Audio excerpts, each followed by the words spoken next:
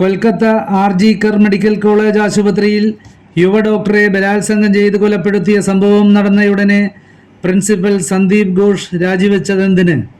3 ദിവസം തുടർച്ചയായി CBI സംഘം ഇയാളെ ചോദ്യം ചെയ്തപ്പോൾ ഉന്നയിച്ച ചോദ്യങ്ങൾ സംഭവത്തിലെ ദുരൂഹത വർദ്ധിപ്പിക്കുകയാണ്. സംഭവത്തിൽ ഒരു തൃണമൂൽ കോൺഗ്രസ് എംപിക്കും മരുമകനും ബന്ധമുണ്ടെന്ന് കേന്ദ്രമന്ത്രിയും BJP സംസ്ഥാന അധ്യക്ഷനുമായ സുഗാന്ത മജൂംദാർ ആരോപണമുന്നയിച്ചു കഴിഞ്ഞു. ഡോക്ടറുമായി ബന്ധമുള്ള സംഘത്തിലുള്ളവരുടെ വാട്സാപ്പ് ചാറ്റിൽ മയക്കുമരുന്ന് മാഫിയയെയും സെക്സ് റാക്കറ്റിനെയും പരാമർശിക്കുന്ന വിവരങ്ങളുണ്ടെന്നും കേന്ദ്രമന്ത്രി ചൂണ്ടിക്കാട്ടുന്നു. സംഭവത്തിൽ കോളേജ് അധികൃതരും ബംഗാൾ പോലീസും സർക്കാരും സ്വീകരിച്ച നടപടികൾ ഏറെ വിവാദമായിട്ടുണ്ട്. തെളിവ് നശിപ്പിക്കുന്നതുൾപ്പെടെയുള്ള നടപടികളാണ് സംഭവസ്ഥലത്ത് നടന്നത്.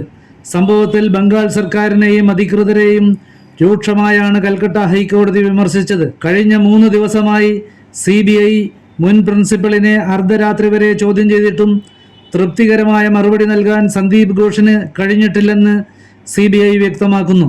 4ാമതും ചോദ്യം ചെയ്യലിന് ഹാജരാകാൻ അദ്ദേഹത്തിന് അന്വേഷണ സംഘം നോട്ടീസ് നൽകിയിരിക്കുകയാണ്. കഴിഞ്ഞ 3 ദിവസങ്ങളിലായി നടന്ന ചോദ്യം ചെയ്യലിൽ CBI അന്വേഷണ സംഘം സന്ദീപ് ഘോഷിനോട് ചോദിച്ച ചോദ്യങ്ങൾ നമുക്ക് പരിശോധിക്കാം. തിടുക്കത്തോടെ സംഭവം ആത്മഹത്യയായി പ്രഖ്യാപിച്ചത് എന്തിന്?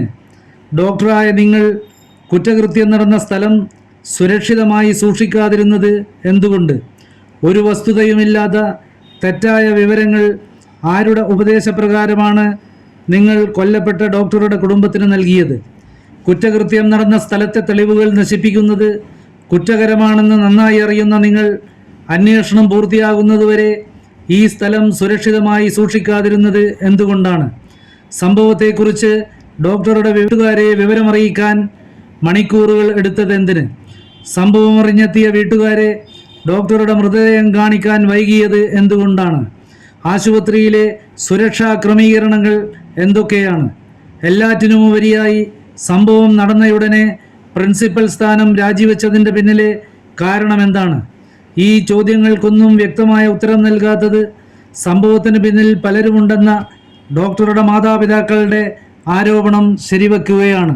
मेरा बदनामी हो रहा है सोशल मीडिया में, मेरा मुख पे कुछ भी बोली जा रहा है. इसके कारण से और ये जो लड़की का डेथ हुआ डॉक्टर, ये लड़की मेरा लड़की जैसा है.